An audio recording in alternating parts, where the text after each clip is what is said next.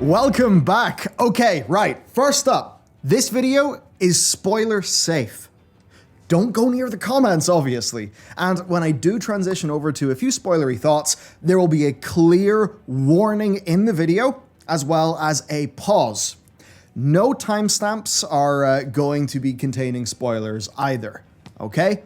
So that's the situation. This is a spoiler safe video.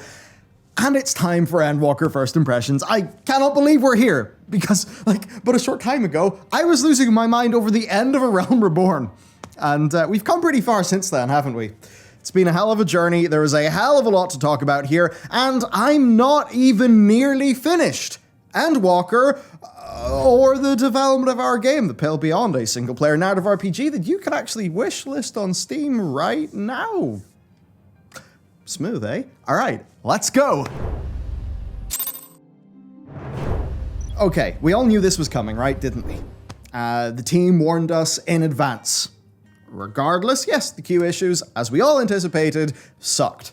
And I think we're getting 7 days of free game time to compensate for it, potentially more if issues persist. So, fair enough. Now, as for the queues, I have found instant login at about 9 AM, queues of around 2,000 to 3,000 at 11 AM, and sometimes by the time it would just hit the afternoon, you're looking at 5,000. And what's worse here, this is the bit that sucks, you can regularly be booted from the queue. I believe it's error 2002. Now, in some cases, that's because your own internet falls over. That happened to me once or twice. But often it actually is on their end, from what I can tell. Now, many people don't know that if you get booted from the game, if you go back in again quickly, the queue will save your place. Now that is good, but because the queue for me often would go down on its own, even though an otherwise perfect internet connection, it does basically mean that you're tied to your computer for a few hours babying it. That's unfortunate, but it's something we can get over. Now, once I was actually in, at least on Zodiark, which is my realm, smooth, extremely smooth. No lag was experienced by me or any of the people I know. The world did go down once on Friday, but bar that, I have had a very good, very stable time once I've actually gotten the game, and that has allowed the game to shine. So let's talk about it. Okay, new zones first. I've been to 3, plus the new hub in Sharlayan. So far, I mean, so good. Sharlayan as a hub city, I just love it.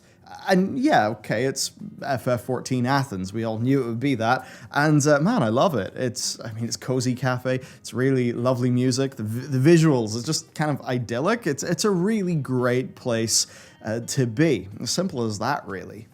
It's right up there with the other great cities in this game. And I think as much as the Limsa, Aetheryte Plaza probably can't be dethroned, Sharlayan's kind of coming up my favorite right now.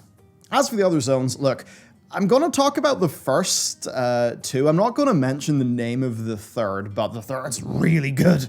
Now, Labyrinthos and Razat-Han are the first 2 zones. They're really solid. I think Labyrinthos sells itself on just like fantasy and spectacle. It's just an inherently cool thing that's going on there. And as for Razat-Han, it does feel a bit more simply like just Square's take on India.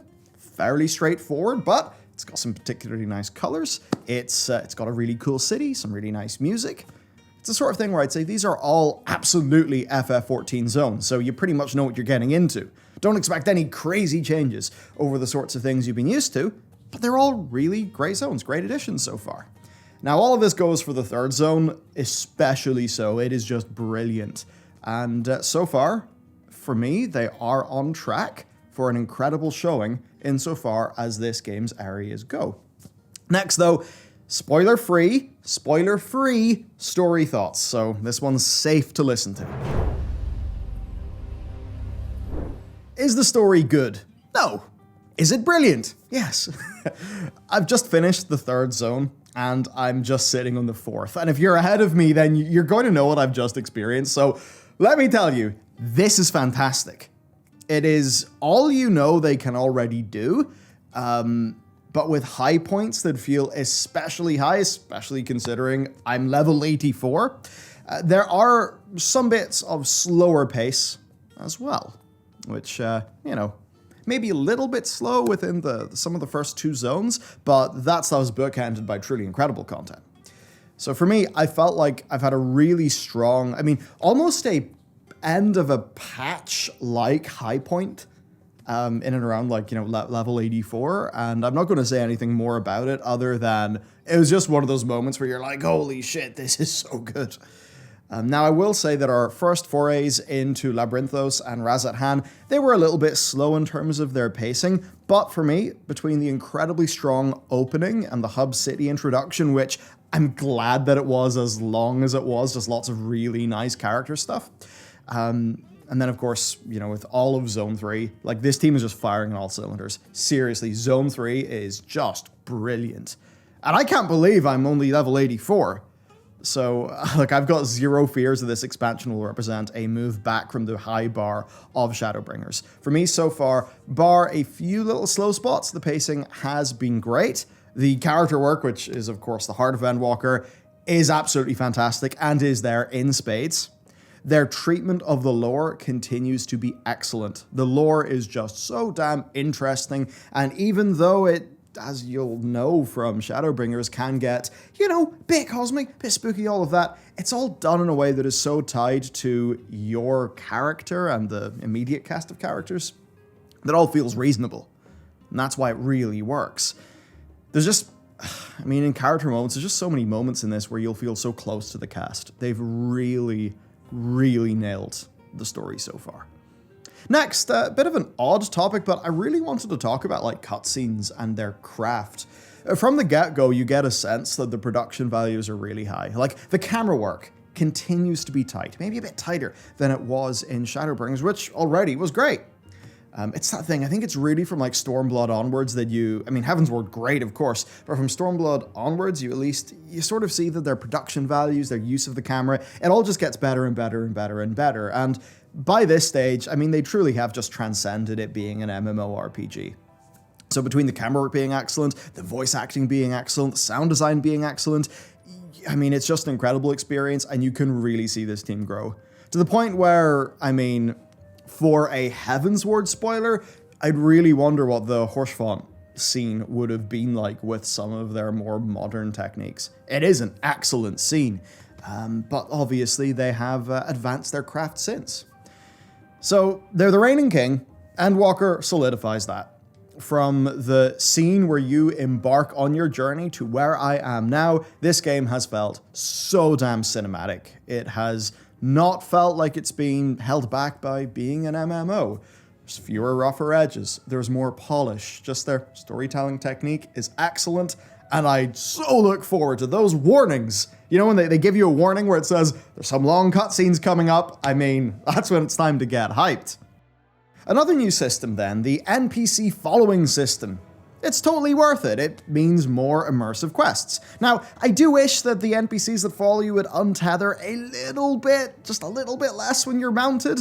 Now, this is a system that mostly just works where you talk to an NPC, you talk to them again, then they follow you, and then zones just appear, right? And when you walk into that zone, you unlock some dialogue. It's pretty damn simple, really, and just helps it be a bit more immersive. It gives the team more opportunities for dialogue. That's all it needs, so mission accomplished. It's not groundbreaking, it's not like it massively enhances the gameplay thus far for me, but it gives them more ways to tell their story, and ultimately that is the job of this system, so its job has been accomplished. I want to talk about content next. I've done 2 dungeons, one with the trust system and one with other players. And I'd say, yeah, the dungeons continue to be fantastic. I can't give you super in-depth thoughts. I'll just say, while going through them, I had a good time. I enjoyed the bosses. I enjoyed looking at the bosses, trying to intuit what the hell the bosses were actually doing. I will say, the footage is probably pretty bad. I was not super well slept, and I was also readjusting to a retimed ninja while paying attention to new fights while tired, so, iffy gameplay, but I muddled through. Obviously, I'll give you no spoilers here. All that I will basically say is I believe that the dungeon design is a continuation of the fantastic trend in dungeon quality that we saw with, for me, particularly, really Stormblood onwards, perhaps later Stormblood onwards. I've just really enjoyed the dungeons especially, and that's continuing here. Okay, little sidebar. Quality of life things. There's two things I want to talk about. Number one, the new ground targeting settings. Turn them on, and if you're a ninja, I've forgotten its name, the dash ability you've got. It just feels so much nicer with the new ground targeting settings. So I think a lot of jobs will really appreciate that. I'm very glad they've added it. Also, the Aethernet UI. I know what Yoshi P was saying when he kind of spoiled himself playing the dev build of Endwalker and then going back to Shadowbringers and dealing with the old Aethernet UI. The new one is just infinitely better. It's really great. Okay, that is the end of my spoiler-free remarks on Endwalker so far. If you want a basic takeaway, it is this. There's a little bit of slow pacing in two of the initial zones. The story overall is fantastic. The high points have been extremely engaging. I have been glued to my screen just been glued to my screen, and I cannot wait to see where it goes next. So right now I'm feeling very positive, very happy. And with that said, it is time to talk about the spoilers.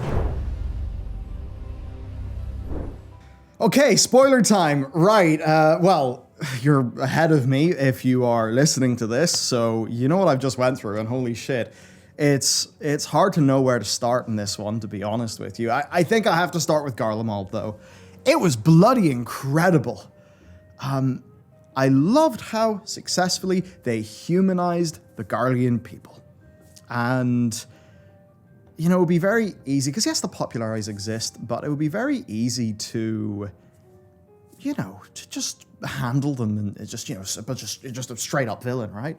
But no, they actually go to great lengths to humanize the population. And what I particularly love is them showing the impact of propaganda, right? So, obviously the propaganda radios are there, right? So it's quite funny, that thing where the propaganda radio's actually saving them from being tempered. But if you think to what would have happened before the tempering and everything, what would that radio have been blasting out in this big totalitarian empire?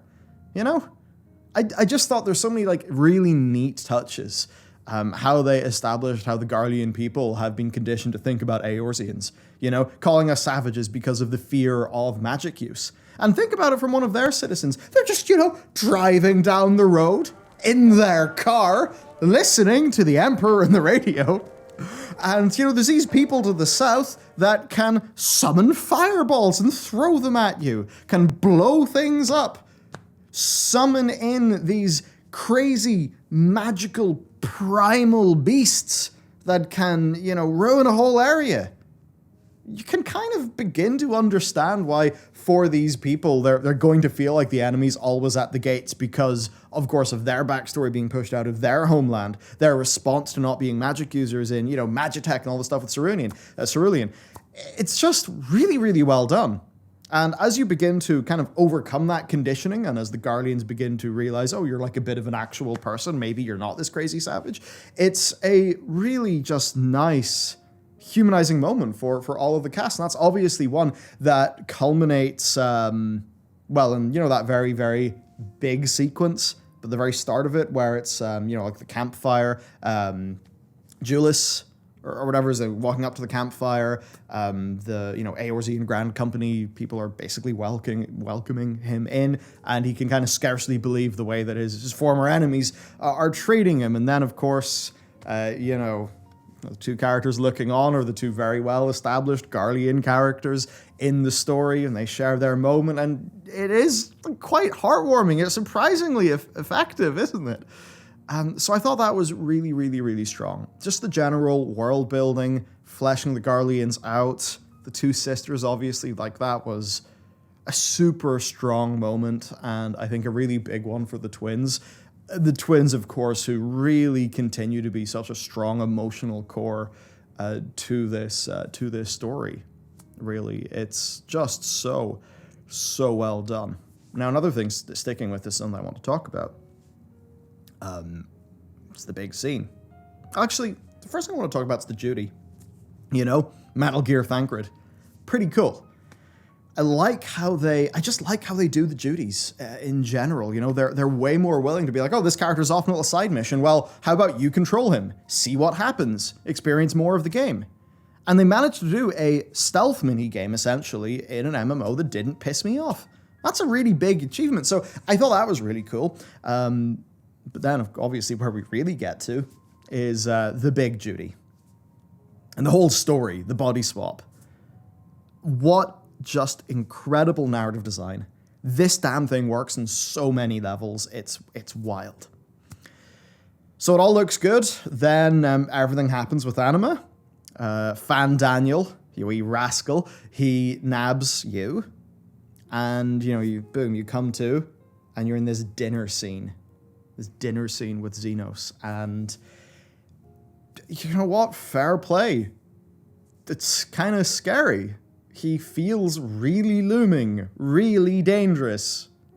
There's just a threat to him that's super strong. And it's that thing with Xenos where, I want to know more about him before I really start to like him and engage with him as a character, with like Emet-Selch and everything where, you kind of got that little bit of extra backstory behind him. With Xenos, I know there's issues with his childhood, of course, the reasons why he is so absurdly powerful, etc. But I do want to see a bit more there before I'm really like emotionally sold on Xenos as a villain. But like just as a scene, rooted in how I care about the Scions and my character, that whole dinner scene was just incredible. So not only do we feel the sense of threat, but then the body swap happens. And I absolutely love the narrative design of this. I mean, number one, it just shows how scary the Warrior of Light really is, right?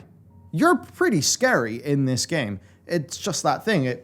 If you turn bad, who the hell's going to stop you, right?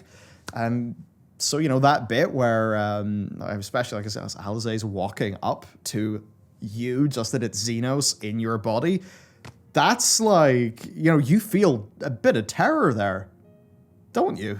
I mean, I really did. I felt my heart. I was like, oh, you fucking... And then, of course, the other side of this body swap is really great because it does so many things.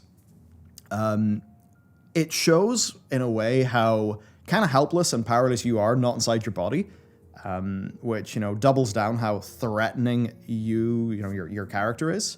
It's also such a violation of your character. It's a violation of things that are kind of right and just, this whole body swap. And it really gives you the boots on the ground perspective to what a fight is in this world. And it does so in a way that makes you further understand why a Garlean would be pretty terrified by an Eorzean with the whole magic thing. So you're in this duty with incredible music, by the way, but you're in this duty and, your attacks are rubbish. You're so weak. You have to scavenge health packs. And is that the most fun thing ever? No. But what it does is it effectively just kind of shows you through gameplay how freaking hopeless the situation is for an average soldier. As you are, terrified and won't be able to defeat these massive, Magitech creations that in your normal body you just chew through like nothing else. So that's just a really great way of kind of making a Garlean soldier's perspective make sense. And then what I really love is as you go through that, you unlock the Magitech suit, you blast forward, you get a little surge of power, and then you meet with some other survivors. And you get hopelessly overran in a way where, you try as hard as you can maybe hold out a little bit longer, but it's just one of those really nice bits of narrative design where it's like, yeah, the game's not balanced for you to win here, just like how it's not balanced for the average soldier whenever the Warrior of Light comes by. So I just thought that was such exquisitely done narrative design that not only delivered us, spectacle and gameplay, but it did all of that while just speaking to so many elements of the narrative. I thought it was an incredible scene. And then, of course, it's immediately followed up by, by more crazy stuff as you do the Tower of Babel. And I mean, that fight against Anima, it's like that felt like a patch-ending trial, especially the bit where it friggin' transitions into the the under the floor bit, and it looks so cool. The mechanics are, oh man, it was just so cool. It was so cool. And another thing about these dungeons that I love is more of our friendly NPCs are there, and not in a super active way, but again, it makes the dungeons feel more alive. It does make it feel like an actual raid by, you and all your mates, your Cylon mates, that is. So, man, Tower of Babel, really fun dungeon. Same goes for Zot as well. I want to move off this bit, though. I want to talk about Sharlayan. It's so damn cozy. Of course, there's, the father of the twins, who for some reason we've taken to calling Forchies in RFC. And, what a dickhead. You really care for the twins, right? So much of this just comes down to you really care for the twins. You don't want wrong to come to them. But just as you're going around Sharlayan, just it's the scenes, it's the little bits that, there's not a lot to talk about with them because they're just nice and you experience them, like, having coffee with Alisaie, in that little bit. Of course, the twins and their mother, thinking about where they came from, how they grew up, just going around Sharlayan, it's great. I love it. It's so cozy. Then, of course, there's the dinner scene where, just we're all eating burgers, and the burgers are really big, and it's really funny, but at the same time, it's also just a really nice break of pace that does right by the characters and just helps you feel closer to them. And it gets away from something that so many games... I mean, I don't want to just go World of Warcraft, because that's not actually fair to WoW. So many games, this is like an industry-wide problem, and it's one that often stems from production, where, okay, you have a limited amount of time, this quantity of levels have been designed, this story has to take place throughout the levels, and we need to keep the gameplay really, just pumping. Okay, we have so much time for story. We can push the plot forward, sometimes, or we can push the characters forward. Now, obviously, it's ideal when the plot and the characters are moving forward at the same time. You get those super engaging scenes. But often what happens is stories, games, they cut the characterizing time, the slow scene by the campfire where our characters just talk. They often cut that in favor of plot progression. And this happens in so much of media. And that it sucks, we all know, and FF14 just shows us why it sucks, because it does the opposite, and it does so well. Where you feel like you actually know these characters, you understand these characters, and even when some of those scenes are not conveying, a crazy new bit of information, you're having a connection with the characters. You're taking a shared breather together. You're celebrating a victory, consoling each other after a loss. It's super effective. And that's the core of this story. They would not be able to do any of the things that they do if you did not care about the characters. And they rightly know where to place their time. So between the extremely strong character moments that, seriously, the density of just, I love this cast moments is so high in Endwalker. So between that and the moments of spectacle that truly are incredible, it's just a hell of an experience. And that's my first impression. Bloody strong is what it is. There will be more content on this channel in the coming days. We will be continuing our spoiler-safe format, which will allow for everybody to watch videos and will make it extremely clear when it's time for people to tune out. I think it's very important to do that well. And that's that. So, in closing, it's a little bit of self-promo. Obviously, we're also developing a game here.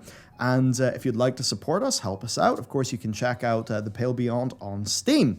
It is an Antarctic exploration inspired, heroic age of exploration inspired, narrative, not set on Earth. Perhaps not all will always be as it seems. Gameplay, talking to a lot of characters, making decisions, managing your resources, charting your way forward on the expedition. More, things will come in time. But if you like the vibe, you can check out the trailer and the Steam page. Any support's obviously greatly appreciated by the whole team. And with that said, thank you so much for watching this video, and hey, I'll see you next time.